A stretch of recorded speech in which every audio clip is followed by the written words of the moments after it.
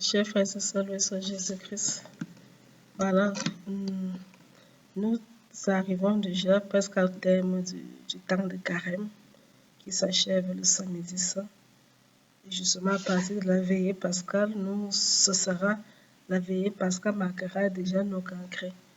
Dans le temps pascal et ce jour, on pourra dans de nouveau chanter le gloire et on verra les statues qui étaient couvertes et que découvert, l'autel sera de nouveau habillé. Bref, tout rentrera dans l'eau. Mais alors, avant, il n'y a pas de résurrection sans passion.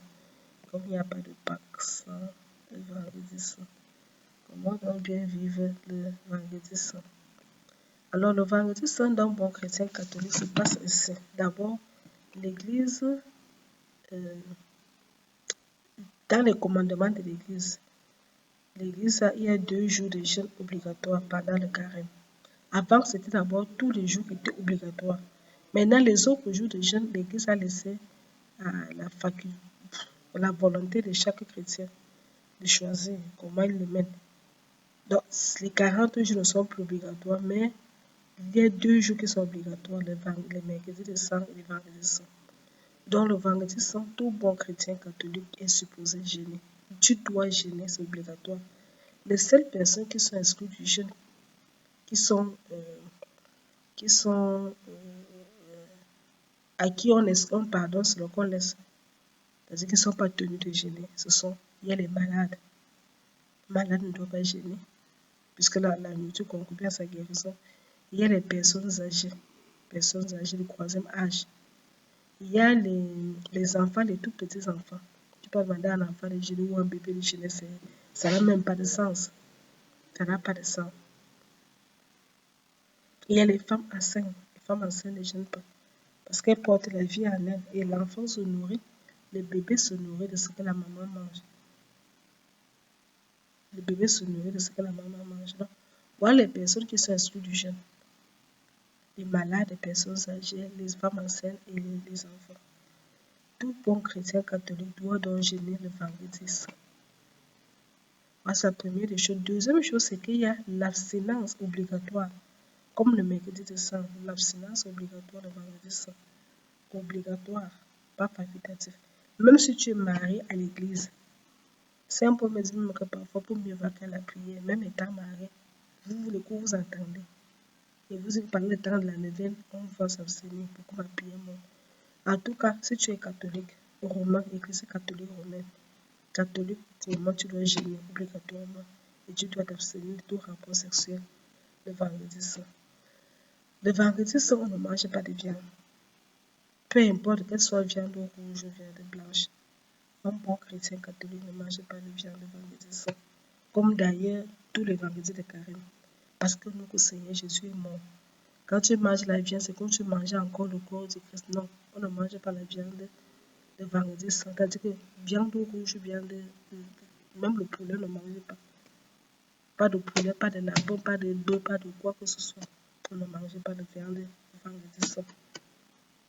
Il est recommandé le vendredi saint d'aller au chemin de croix. Les églises organisent le chemin de croix selon. Certains le font le matin, les 6 heures. D'autres le font à 15 heures. Il y a des paroisses qui font à 15 heures. Alors la miséricorde. Chaque paroisse s'organise. Voilà, chaque congrégation s'organise. Par exemple, les dominicains viennent faire le chemin de croix à 15 heures. Mais les paroisses s'organisent. Donc, il faut juste se renseigner sur le programme de la paroisse. Et si dans la paroisse la plus proche de chez toi, il n'y a pas un programme spécial prévu pour ça. Bon, et que tu n'as même pas le moyen d'aller ailleurs, tu ne vas pas aller de payer le transport pour aller dans une autre paroisse. Il faut voir ton chemin de croix. Dans tous les cas, c'est plus important de faire le chemin de croix. Il faut faire le chemin de croix. Voilà, le vendredi. Autre chose aussi, à 15 heures, généralement, s'il n'y a pas de chemin de croix, généralement, il y a ce qu'on appelle la vénération de la croix. La vénération de la croix a généralement lieu, soit quand on a fait le chemin de croix à 15 heures, immédiatement après ce chemin de croix. Mais si on a fait le chemin de croix le matin, la vénération de la croix a lieu à 15 heures. On vient, on baise la croix. Dans certaines paroles, forment les situées en Afrique, les plans de Silaou, les Sani et tout ça, voilà. Donc, c'est très important de participer dans toutes ces activités. Et quand vous rentrez de la caravane, vous ne vous arrêtez pas au bar, vous allez directement à l'église, vous allez directement à la maison. Vous allez à la méditation, vous pouvez regarder un film sur la passion du Christ. Ce n'est pas le temps de ça, c'est le temps de méditer sur la passion du Christ. Et n'oubliez pas que la neuvaine à la miséricorde divine commence le vendredi saint. Donc le même vendredi saint, vous devez commencer le premier jour de la neuvaine à la miséricorde divine à 15 heures. Donc quand vous venez de l'église, quand vous avez fini la vénération de la croix, vous devez lancer la neuvaine.